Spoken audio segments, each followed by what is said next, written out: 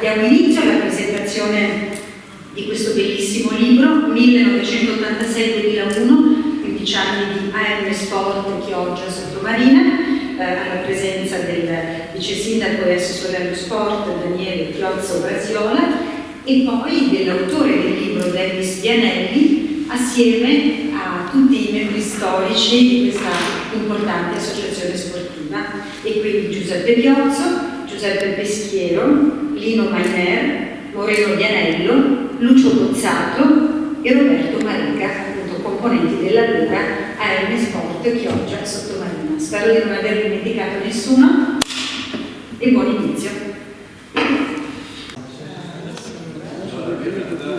Volevo ringraziare l'amministrazione di Chioggia e tutti quelli che sono qua presenti per questa cosa qua che ricorda quando eravamo più giovani. Allora, dicevo, ho scritto questo libro perché mi sembrava doveroso raccontare quanto accadde più di 35 anni fa, quando l'8 aprile 1996 nacque la prima scintilla di una società sportiva che cambiò molte cose nel settore giovanile locale.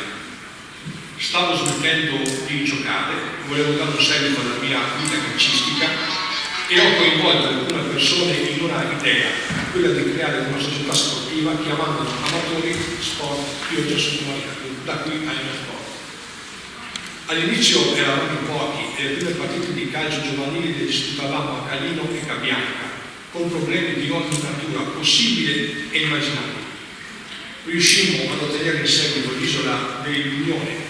Fummo la prima società ad avere in condizione da parte del comune una struttura sportiva locale, prima come nel turbini ad occupare gli spogliatoi e poi da soli in una struttura che cadeva a pezzi. Nel 1992 la prima squadra della nostra città mise di fatto il settore giovanile e liberò i pochi ragazzi rimasti. Noi li accogliemmo nel nostro interno creando un polo unico di settore giovanile veramente importante.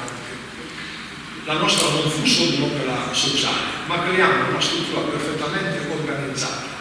Fummo la prima scuola calcio federale di Chioggia e tutti i nostri allenatori acquisivano il patentino per poter allenare con i giusti criteri. Ma la necessità di riappropriarsi di quei rapporti sociali indispensabili per la crescita di un ragazzo e di apprendere quei valori che solo la pratica sportiva può trasmettere è una cosa sulla quale non possiamo perdere altro tempo. In tutto questo l'opportunità che si dà Dennis Vianelli attraverso il suo libro è un'opportunità secondo me da cogliere al volo.